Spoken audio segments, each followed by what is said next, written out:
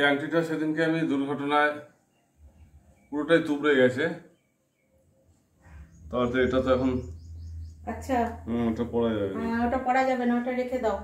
ঢুকছে না, এটা ঢুকছে না, ওটা তুবড়ে গেছে, নষ্ট হয়ে গেছে।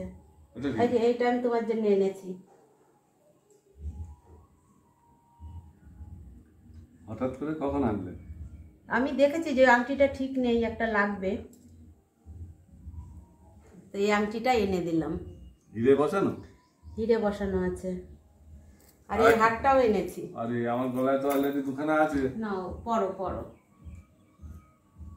You are my best friend. Yes.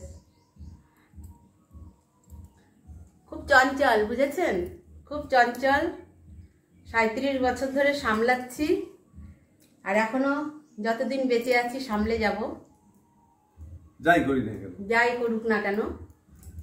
আর কথা শোনে না, কথা যদি শুনতো তাহলে এগুলো হয় না, একদম কথা শোনে না। আজকে আবার একটা অবাধ্যপনা করতে চলেছি।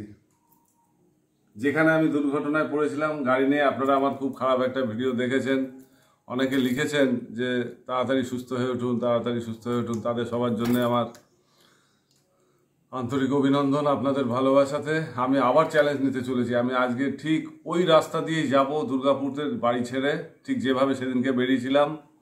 তবে আজকে একটু আলাদা ব্যাপার থাকছে। আজকে রোজিনা এবং আমার চাঁদ ড্রাইভার পেছন থেকে বড় গাড়ি নিয়ে যাবে, আমি আমার শক্তি, আমার যে ক্যামেরা পার্সন, ও বাইক করে যাব, আমি বাইক ড্রাইভ করব। কিন্তু ঠিক সেখান দিয়ে সেই স্পিডেই যাব। 80-তে আমার গাড়ি চলছিল, 80, আজকেও আমি 80-তে যাব। আমাকে ডাক্তার কৌশিক পাল হেলথ ওয়ার্ল্ডের তিনি বলেছেন আমার মিসেসের সাথে যে উনাকে 1-1.5 বছর রেস্টে থাকতে হবে, এই হাত দিয়ে কিচ্ছু করতে পারবে না।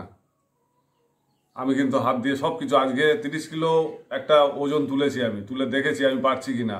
ও আমাকে বারবার বারণ করছে, আমি বলছি না, জো ডর গিয়া ও মার গিয়া। আমি যেদিন মরে যাব সেদিন আর আপনাদের সামনে আসবো না। তো আমি মরিনি, বেঁচে আছি, সেটাই আপনাদের আজকে আরেকবার আপনাদের সামনে আমি পরীক্ষা দেব।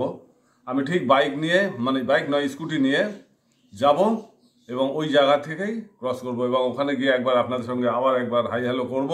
কিন্তু আমার পেছনে পেছনে আজকে বড় গাড়ি যাচ্ছে, সেদিনকে ছিল না। ওকে, তো চলতে থাকি। আচ্ছা, আর একটা জিনিস দেখাই, সেদিনকে আমি গাড়িটা খুব সামলাবার চেষ্টা করেছিলাম। তো আমার হাতে, ডান হাতে এটা থাকে, বুঝতে পারছেন কিভাবে ছেড়ে গেছে, মানে তুবড়ে গেছে। মানে আমি খুব প্রাণপণ চেষ্টা করেছিলাম গাড়িটাকে আটকাবার, কিন্তু আমার এই হাতটা এতটাই মার্সেল ফুলে উঠেছিল যে ওটা ফেটে বেরিয়ে গেছে।